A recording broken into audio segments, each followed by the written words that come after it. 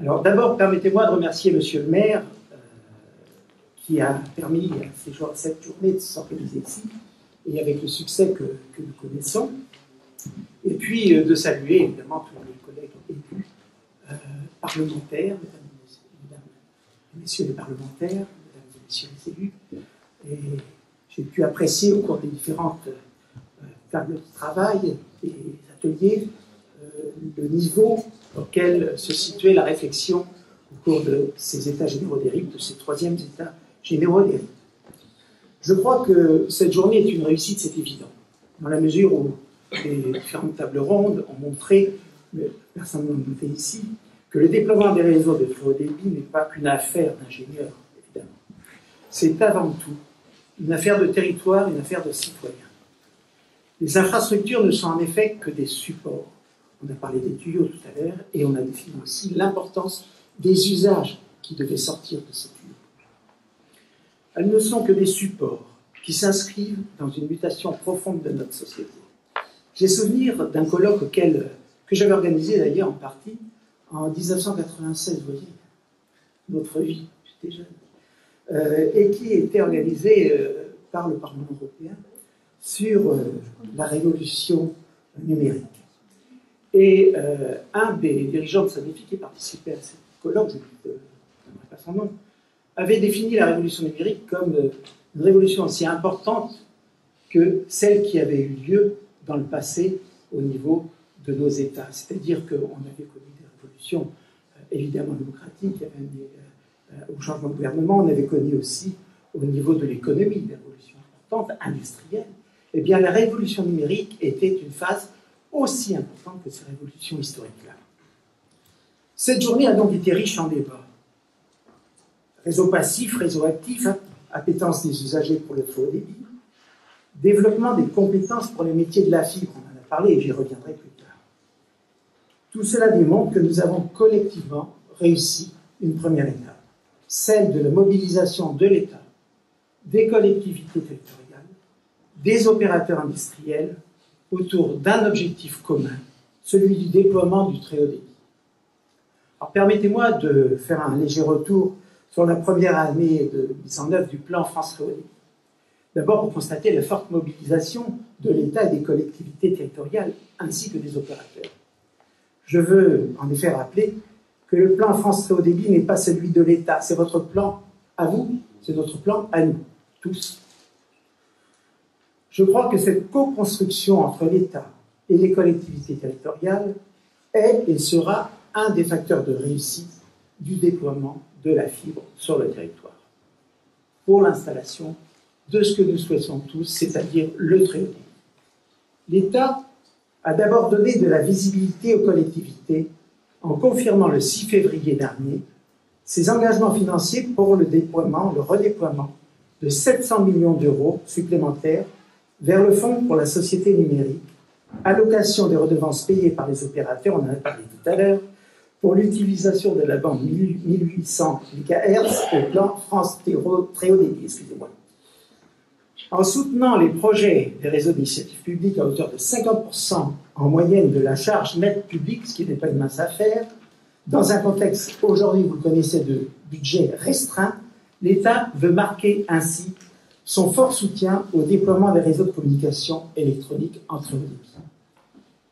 Longtemps, il faut le reconnaître, en avance sur l'État en matière d'aménagement numérique du territoire, les collectivités territoriales ont rapidement répondu présentes. Moins d'un an après le lancement opérationnel du plan, 59 départements à ce jour se sont ainsi engagés dans un projet de réseau d'initiative publique, grâce notamment au dépôt de 49 dossiers de collectivités. Dans les 5 prochaines années, ce sont ainsi plus de 4 millions de foyers situés en dehors des grandes agglomérations qui pourront profiter de la fibre optique jusqu'à l'abonné, grâce à un investissement de plus de 5 milliards d'euros dans les réseaux d'initiative publique.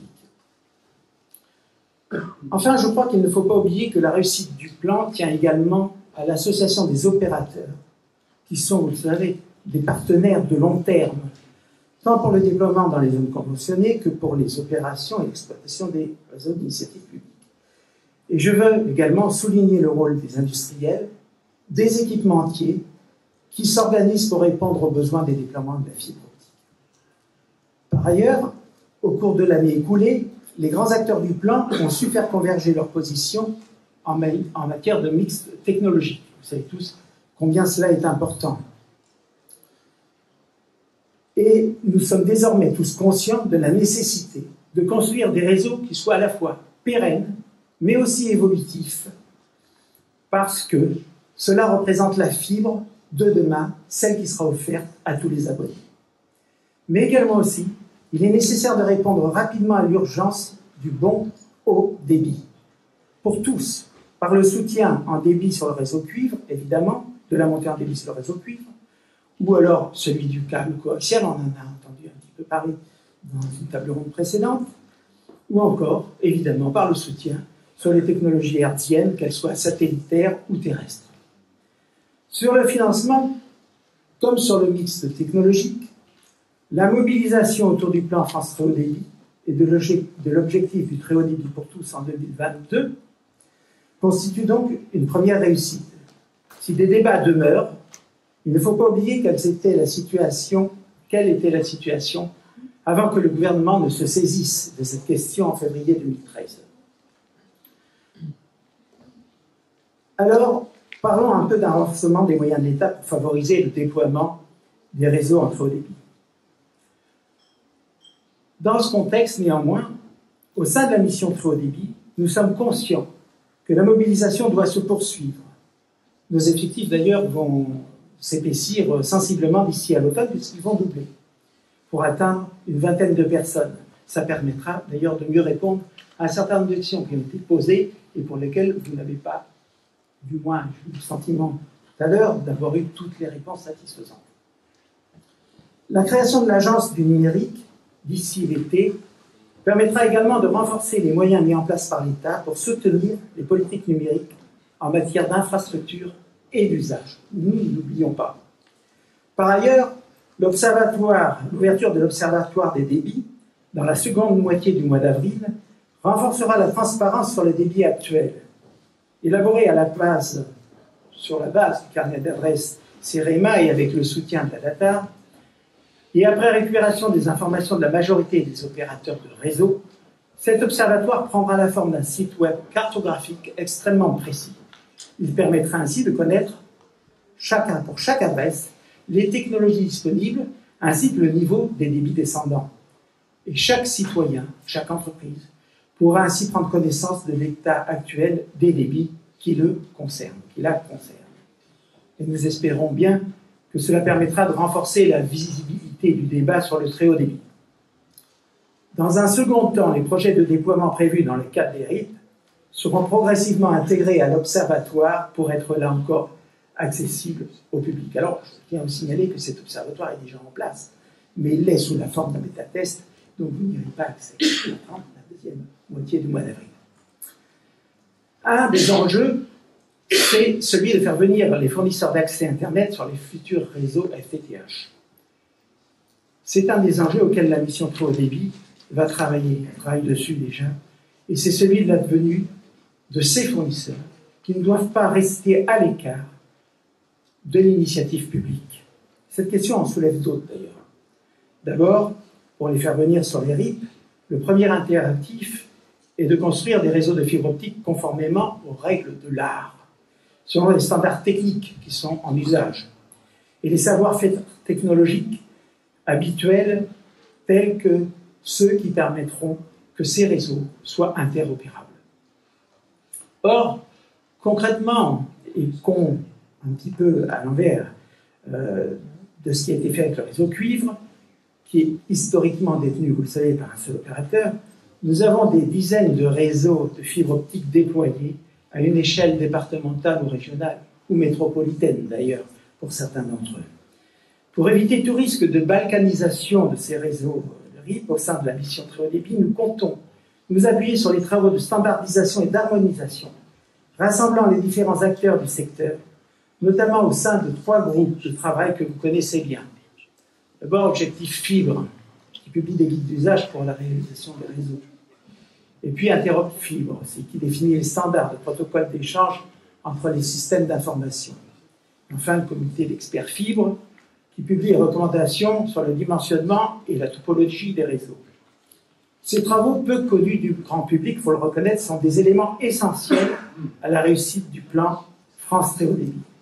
Les standards, normes, protocoles adoptés deviendront ainsi des éléments de référence sur les déploiements des réseaux. L'État, je le dis, ça a été une des questions que vous avez posées, est prêt à prendre ses responsabilités pour s'en assurer. Il conviendra de veiller à ce que ces travaux associent bien l'ensemble de la filière des industriels des RIB, aujourd'hui structurés au sein de la fédération FIRIB. La mission Très Haut Débit a fait de ces sujets d'harmonisation une priorité pour 2014 et elle va prochainement recruter une personne spécifiquement en charge du suivi de l'ensemble des travaux de ces 3 groupes de travail. La venue donc des grands fournisseurs d'accès à Internet sur les RIB soulève également la question soulevée qui est celle de la migration des abonnés, vous en avez parlé, du réseau cuivre sur le réseau FTTH. C'est sur quoi travaille la commission présidée par Paul Champsaur, vous en avez parlé à plusieurs reprises cet après-midi. Si certaines collectivités ont pu s'inquiéter de certaines orientations discutées, je ne doute pas que nous parviendrons, comme nous l'avons fait depuis 1 an, à dépasser nos clivages. De notre point de vue, il importe de détailler, de préciser, le cas échéant même, de hiérarchiser les facteurs qui permettront d'aboutir à un transfert progressif des abonnés sur la fibre optique. C'est une question au moins aussi importante que celle de savoir comment on traite l'extinction elle-même.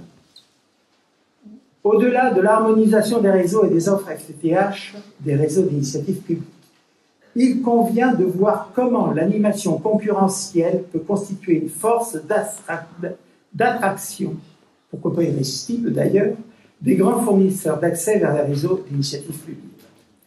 Les débats d'aujourd'hui autour des offres activées ont apporté des éclairages intéressants en cette matière. Dans cette optique, il faudra également veiller à ce que le FTTH bénéficie d'un cadre aussi rassurant et sécurisé que celui dont a bénéficié le réseau cuivre. La régulation de la boucle locale cuivre est aujourd'hui stabilisée. Elle est en effet lisible, sécurisée, et donc elle est attrayante pour les grands fournisseurs d'accès. On ne peut qu'espérer que le régulateur dote le FTTH des mêmes atouts, d'une régulation visible, pérenne, afin de ne pas pénaliser de manière déloyale les réseaux FTTH publics. En particulier, en matière tarifaire, des nappes de brouillard persistantes ne facilitent pas la venue des opérateurs alternatifs sur les réseaux FTTH et les réseaux d'initiative publique. Les tarifs d'accès des réseaux FTTH, des réseaux d'initiative publique, excusez-moi, font l'objet d'une régulation qui doit être parfaitement lisible et prévisible à moyen et à long terme. À défaut, les réseaux FTTH seront artificiellement pénalisés et les investissements naturellement retardés. Bref, vous l'aurez compris, au-delà des grands principes et des grandes incantations, il convient désormais de rentrer dans les détails techniques, précis. Et si l'on veut réussir ce grand défi de la bascule vers le réseau FTTH, et si l'on veut notamment réussir ceux des réseaux d'initiative publique. Pour conclure, si vous me permettez, je souhaite revenir sur les échanges qui ont eu lieu lors de la table ronde sur l'emploi, car ils ont rappelé une dimension du plan France Très Haut Débit particulièrement importante pour le soutien à l'activité économique locale, celle qui concerne les emplois générés par le déploiement des réseaux de fibre optique. L'investissement de 20 milliards d'euros en 10 ans, prévu par le plan, constitue bien entendu un moyen de soutenir la création d'activités au niveau local. Vos propos l'ont souligné tout à l'heure. Cette politique a d'ores et déjà produit un certain nombre d'effets sur le plan économique, car le très haut débit est d'abord et avant tout une industrie. Elle génère la mobilisation de près de 20 000 emplois qualifiés, et ce chiffre découle directement d'une étude menée en lien avec le ministère du Travail, de l'Emploi, de la formation professionnelle et du dialogue social sur l'évaluation des besoins en matière d'emploi, de formation en compétences, liées au déploiement généralisé de cette fibre optique. Les types de formations qui se sont développés à Valence TGV, en Seine-et-Marne, dans la Manche, ou encore dans les Yvelines montrent également que les compétences des métiers liés au déploiement de la fibre sont des opportunités pour les jeunes ou pour des personnes qui sont en cours de reconversion. Le développement des centres de formation dédiés à ces métiers est donc particulièrement important. À cet égard, au sein de la mission Très haut débit, nous étudions des pistes de labellisation de ces centres pour favoriser leur développement et, in fine, favoriser le déploiement des réseaux de qualité. Bref, vous l'aurez compris sur mes propos, nous serons, comme en 2013, au sein de la mission fortement mobilisés. Et je vous donne donc rendez-vous dès l'année prochaine, lors de la prochaine réunion des États généraux des GAI, pour faire avec vous un nouveau point d'étape. Je vous remercie. Merci.